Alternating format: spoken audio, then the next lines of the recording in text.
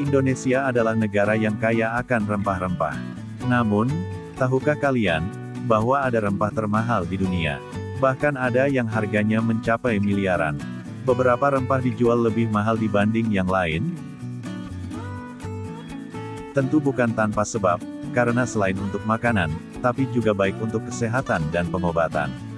Nah, pada kesempatan kali ini kami akan mengulas mengenai tanaman yang diberi nama saffron.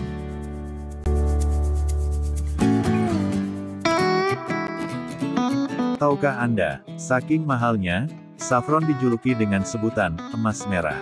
Saffron berasal dari Yunani, tapi tumbuhan ini menyebar di beberapa negara seperti Iran, Maroko, India, Afghanistan, Spanyol, hingga Belanda.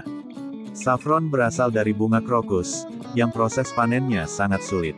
Sebab, setiap stigma atau untaian saffron harus dipetik dengan tangan dan sangat hati-hati. Tanaman saffron dikenal dengan harganya yang mahal bukan tanpa alasan. Hal ini ternyata karena proses memanennya yang cukup sulit. Saffron tidak dapat diproduksi tanpa campur tangan manusia. Benih yang dihasilkan oleh bunganya steril, sehingga penyerbukan secara alami tidak mungkin dilakukan. Sebaliknya, tanaman ini berkembang secara aseksual melalui perbanyakan vegetatif.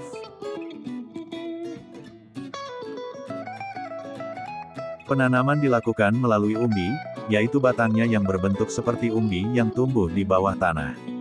Lebih lanjut, tanaman ini menyukai cuaca yang kering dan hangat, tetapi juga tahan terhadap salju ringan. Jenis tanah favoritnya adalah tanah liat dengan campuran kalsium karbonat dan bahan organik lainnya yang baik. Saat menanam umbi untuk pertama kalinya, petani memilih sebidang tanah yang masih perawan, yaitu tidak ada umbi yang pernah ditanam di sana sebelumnya. Minimal tidak ada tanaman umbi dalam 10 tahun terakhir.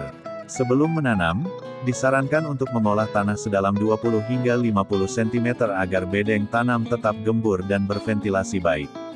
Masukkan juga pupuk organik selama prosesnya. Untuk budidaya, menanam umbi di bedengan sangat ideal untuk memastikan irigasi dan drainase. Irigasi harus dilakukan minimal setelah umbi mulai tumbuh daun. Penanaman dilakukan pada bulan Juli, Agustus, dan September. Kemudian panen dilakukan pada akhir Oktober hingga pertengahan November. Krokus saffron menyukai sinar matahari, sehingga mereka lebih suka ditanam di lahan terbuka yang kering daripada di tempat teduh. Umumnya umbi ditanam sedalam 7-15 cm ke dalam tanah. Semakin dalam mereka ditanam, semakin sedikit umbi berkembang biak sehingga semakin sedikit panen tetapi semakin tinggi kualitas bunga yang dihasilkan. Bunga saffron krokus siap dipanen pertengahan hingga akhir musim gugur. Bunga tersebut harus dipanen dengan tangan, sebelum atau segera setelah matahari terbit agar tidak rusak oleh panas langsung matahari. Bunganya sangat halus, banyak petani percaya bahwa pemetikan secara mekanis atau pakai mesin bisa merusak bunga saffron. Setiap bunga hanya menghasilkan 3 kepala putik. Setelah bunga dipanen, kepala putiknya harus dipetik dan dikeringkan selama sekitar 12 jam. Dibutuhkan antara 15.000 hingga 16.000 bunga untuk menghasilkan 1 kg rempah saffron.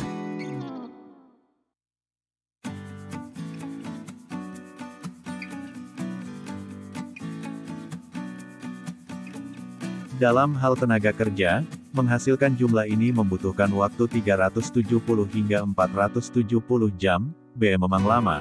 Proses panen yang seperti inilah yang membuat saffron menjadi sangat mahal. Tak heran, saffron menduduki urutan pertama sebagai rempah termahal di dunia. Bahkan, 1 kg saffron berkualitas baik bisa dijual dengan harga sekitar 52 juta rupiah, sampai 2,3 miliar rupiah. Hebat bukan?